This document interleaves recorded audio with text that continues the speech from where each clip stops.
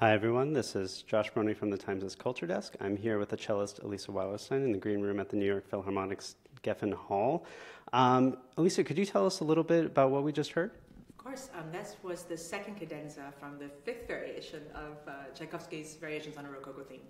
And that's what I'll be playing with the New York Philharmonic this week. And it's a concert series that starts tomorrow, runs through next Tuesday. Can you tell us a little bit about the piece? So we were just hearing the second cadenza, which comes where in this grand scheme of what Tchaikovsky's doing. Could you walk us through it? Absolutely. Well, it starts, I can just demonstrate this actually. It starts with this very famous theme.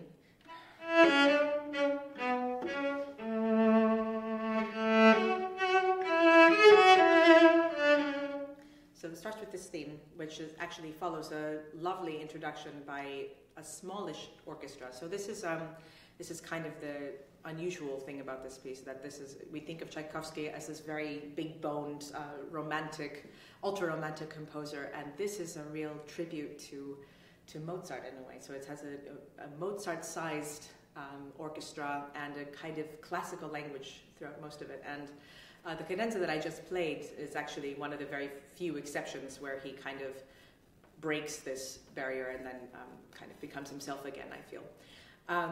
But anyway, back to the theme. So you have this Rococo theme. Rococo, of course, refers to the time period between Baroque and Classical. So it has, very ornate and you can imagine very ornate kind of courtrooms and court dances. The first variation, I actually always imagined a kind of court jester. It has these kind of funny major seventh leaps in the cello part, which is actually kind of a wonderful. For people who don't know what that is, actually, yeah. could you show us? So it's this interval.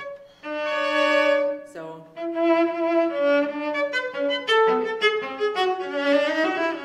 you have this kind of nice comic timing that he kind of writes in this music, which is really wonderful. And it's a lot of fun to play and kind of fun to play around the orchestra this way. It's like opera buffa, comic opera, that is. This is followed by the second variation, which is a little bit more virtuosic, has some running scales in the cello part, and has some wonderful exchanges with the orchestra. The orchestra is a little bit more involved, finally, in this. That's followed by the third variation, which is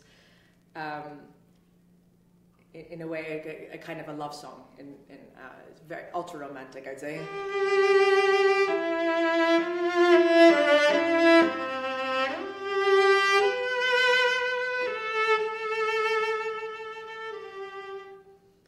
And it's probably the longest variation, actually, of all of them. And one of only two slow variations of seven. The following variation is I'd say the most comic opera-like of all of them. It's very, very flirtatious and fun, and again, a lot of comic timing, I'd say. And then this barrels right into the fifth variation without pause, and this is where you have the two cadenzas.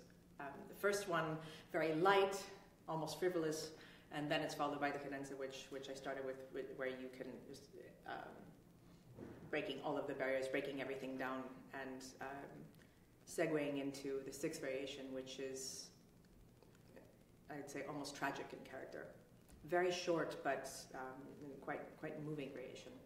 And this is followed by the last variation, which is extremely virtuosic and kind of perpetual motion. And it ends spectacularly with a lot of fireworks from the cello and also the orchestra, and so it's a great joy to play. And this, of course, is the Fitzenhagen version. Fitzenhagen was a wonderful cellist, solo cellist, who was living in Tchaikovsky's time, and he actually altered the order of the variations from the original piece. And it's one of the few instances where I feel that this actually made it into a better piece than the original. Have you always played this version of the piece? Always played this version.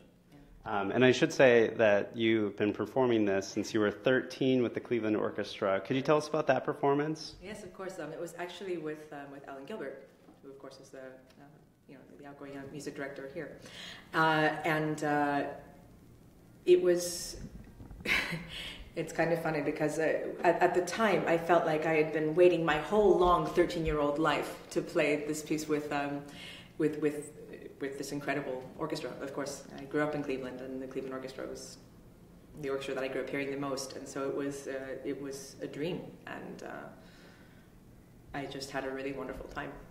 That's really all. How does the piece change for you, especially, like a 13-year-old student's sensibility or, interpretive depth, how that changes with life experience, with scholarship? Where are you now with the piece compared with then? I think with every reading, with any masterpiece, actually, and it wouldn't only apply to this, because I actually played most of the major sort of core repertoire while I was a teenager, and so I have this, it's a great blessing to be able to keep returning to these pieces after I've developed a kind of history with them, and you just discover new details and new structural things, and you have the freedom to kind of experiment, and sometimes things work, sometimes they don't, and it's every time it gets freer. I think that's the kind of underlying theme. Great, and to everyone tuning in, I'm seeing some questions who are asking just who you are. To everyone tuning in, I'm here with Alisa Weilerstein, the cellist. We were talking about Tchaikovsky's variations on a Rococo theme. If you have any questions, please leave them in the comments. I'm reading along here, and I'll make sure that she hears them. Can we talk about any other projects you have going on? I mean, you're performing this piece with the Philharmonic. What else is on your calendar? A lot. I am the next engagement after this is actually with the Halle Orchestra, Shostakovich First Concerto with Sir Mark Elder conducting. Then I play with the Philadelphia Orchestra with Christoph Eschenbach, with Schumann Concerto, and then after that is a tour with Czech Philharmonic of the UK, and the calendar goes on like this for a while, and other recording projects in the works too. Great, and another thing you've been touring is Bach's. Can you talk about this marathon, because some people have seen it, some people have heard parts of it. Can you walk us through, I guess, both duration and what goes into that, and what maybe even I imagine that must feel very cathartic working through that marathon. Can you talk completely? About that? Yeah. Well, it feels like many things. Well, I've been studying the Bach suites my whole life. Or my whole musical life, but I very recently started performing all of them in public, and so that's about a 3-hour concert with one maybe 10-minute intermission, then a second 20-minute intermission. That's how I like to space them, and it's amazing because I actually prefer to play them in chronological order. And starts with this, this tiny rosebud of innocence in the G major suite, and then it just expands and expands and expands until you have this, this incredible symphony in the D major suite, which is probably the richest of all of them. And yes, it challenges you in every possible way, intellectually, physically, emotionally, and afterwards, it's very difficult to describe the feeling. Actually, it's just you feel like everything's been wrung out of you, and yet you feel sort of vaguely unsatisfied because you want to do certain things differently. And in live performance, things don't necessarily always go as you want. And with Bach, I think that all people who study Bach, who play Bach, we always feel like we're not doing justice to it. And it's kind of a lifelong project to do this music as much justice as we can. And well, first of all, to everyone who wants to hear more music, you will stay tuned. But more on that, I feel like Bach, especially those pieces, really expose soloists. They're completely exposed. Yeah. And so I was just curious, in a marathon performance like that. What do you have to do to, say, overcome any personal dissatisfaction you might have in the moment, or whether you even have that? Well, it helps to have a lot of performing experience, I think, with other music as well, and music where you also feel exposed. But you just have to keep going. In a live performance, there's really no other choice. And then hopefully you have a recording and you listen back to it, and so then you think you're going to do something, you're going to do better in the next performance, and then the cycle just continues. And Sally Drell here raises an interesting point. She's actually just wondering who gave you permission to play with such brio. But sort of playing off that a little bit, could you talk a little bit about how, I mean, you have sort of a distinctive style that people like to write or like to describe when they're writing about you. Was that something that came in early through education? You probably have to ask my educators that question.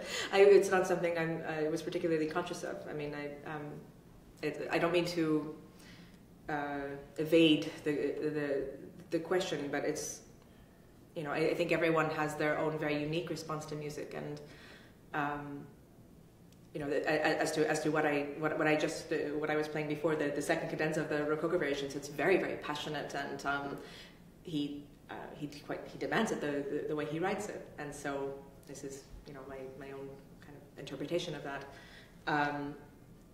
But I've always found that when teaching, that when students are fearful or self-conscious, they get in their own way, and it's the hardest thing to be able to overcome your fear, and of technical things going wrong, or if you're not, it's the greatest barrier to really free expression, and so this is what we try to work on while practicing, and also even having chances to practice performing, even if it's in front of a few teddy bears. It's helpful. Honestly. Have you practiced in front of teddy bears? I have. I've been known to do that. Not for a while, I confess. But yeah. And Jenna Lee Nash here is wondering about your decision to play the cello in the first place. I mean, you come from a wildly musical family, mother pianist, father violinist, your brother violinist conductor, you married a conductor. So why cello and all that? Again, it's not something that I was terribly conscious of, although I remember being very sure that was the instrument I wanted to play. I was 4 when I asked my mother for a cello, and she said, "Well, you're very young," and I said, I didn't really care about that, so I kept asking, and then I got my first cello that made sound. I had a toy one that my grandmother made me about a year and a half before that. But she made me a string quartet of instruments out of cereal boxes. But I was not interested in the other instruments, as it were. I was only interested in the cello. And but now it's still my favorite instrument, and I think that it has the most soulful sound of any instrument on its own, and has the widest range. And so, even though the repertoire is relatively small if you compare it to violin or piano repertoire, I think that it's the most special voice. This is a change, but a lot of people are just really responding to the teddy bears, FYI. And one person even saying that she just loves teddy bears generally. But for the people who really just want to hear you play, someone here suggested that they just pay to hear you. That's one option. We could also play more now. We were talking earlier about the Bach, which is something that you're still touring, as you mentioned. Could you give us a preview? Sure. I'd like to play the Boré 1 and 2 from the third suite in C major. Thank you so much.